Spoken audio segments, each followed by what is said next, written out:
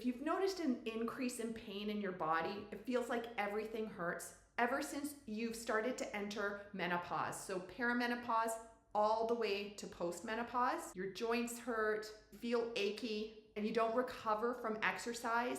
And you may have even heard that exercising can help reduce pain.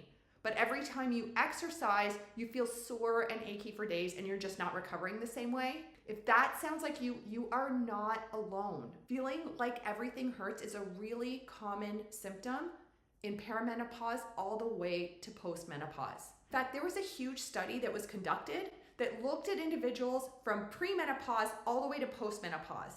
And they found that those that were going through perimenopause and postmenopause were equally at risk for feeling like everything hurts. And I hate to be the bearer of bad news, but according to this study, as women transitioned through the menopausal stages, they were increasingly predisposed to feeling more pain.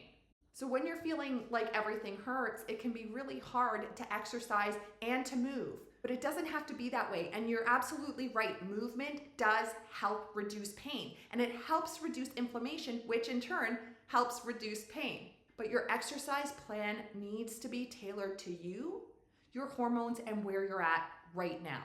I'm Alicia Jones from Alicia Jones Healthy Living. And since 2006, I've helped transform the health and lives of women over 50 through fitness and weight loss strategies. And today I'm going to share your exact exercise pain-free plan. But before I do that, I first need to explain to you exactly why you feel more pain during the menopause transition. And that way you'll understand why we're tailoring this plan the way that we're tailoring it. So as you already know, as you're entering into perimenopause and then through to postmenopause, your estrogen levels decline. Estrogen has that protective benefit, which means it helps reduce inflammation and inflammatory factors within your body. So less estrogen means that you are more prone to inflammation.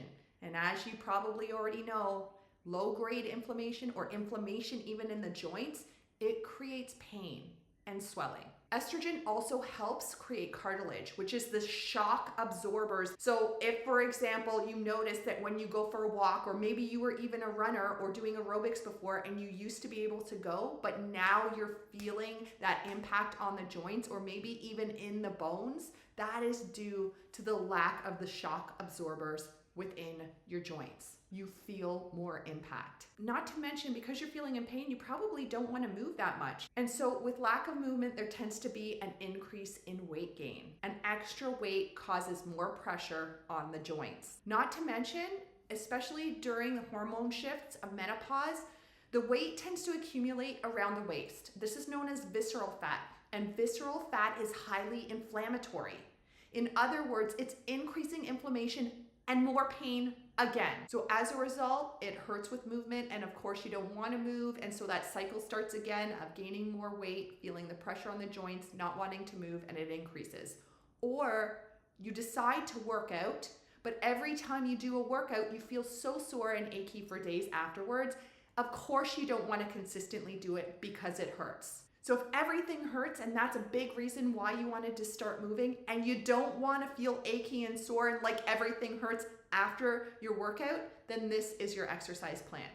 You're going to do one set of a full body weight training plan, focus on range of motion instead of size of weight, and do a 10-minute stretch at the end. This is the exact protocol I give all of my clients that enter over 50 Fit and Fabulous. It's one of the big reasons why I have 10-minute and quick workout options within my program, because many women come in and they feel pain at first. So there needs to be a strategy that's tailored to this. First, resistance training not only strengthens the muscles and the supporting structures around your joints to help alleviate the joint and take off some of that load, it also helps create muscular endurance and muscular strength, so you're able to move longer without feeling pain. Over time, this helps increase blood flow for better movement, so you're more mobile and you're able to move more freely without pain. Not to mention, resistance training suppresses inflammatory responses in the body, helping boost immune function and reduce pain. Yay! The reason I suggest doing just one set of resistance training has to do with the repetitive force of doing resistance training. If you're in pain right now, then doing repetitive motion over and over again, doing high repetitions and multiple sets of an exercise may potentially aggravate your joints right now. In other words, if you're already in a lot of pain, in your joints especially, you want to keep it short, but a good quality workout.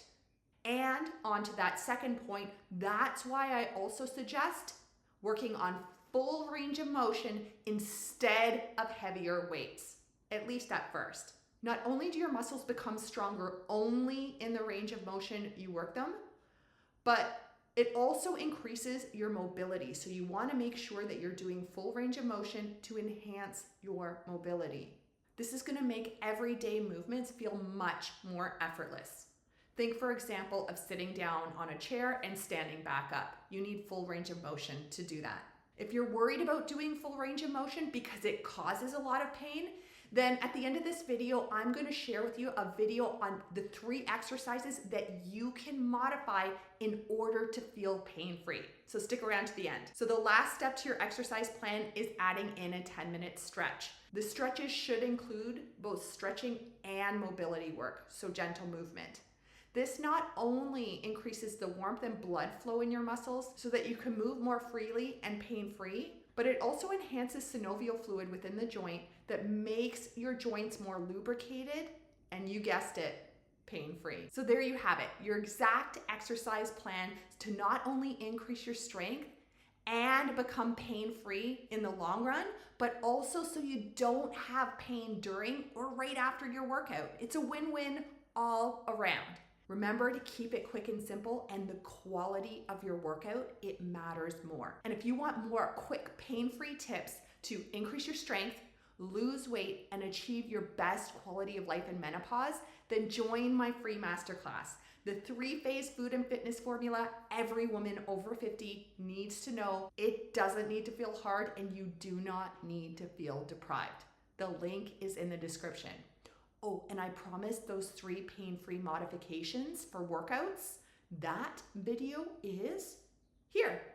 And don't forget to subscribe to my channel.